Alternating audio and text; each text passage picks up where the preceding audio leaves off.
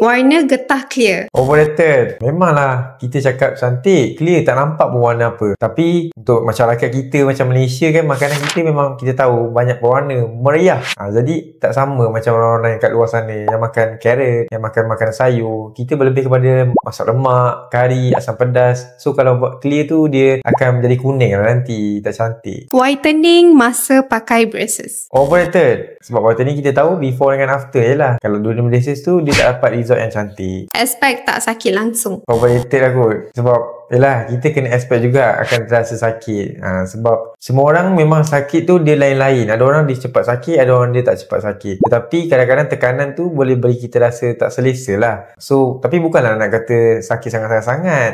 Still bearable. Tapi expect juga. Bila awak expect something and then it didn't happen, and awak akan rasa macam, oh, okay je basis ni.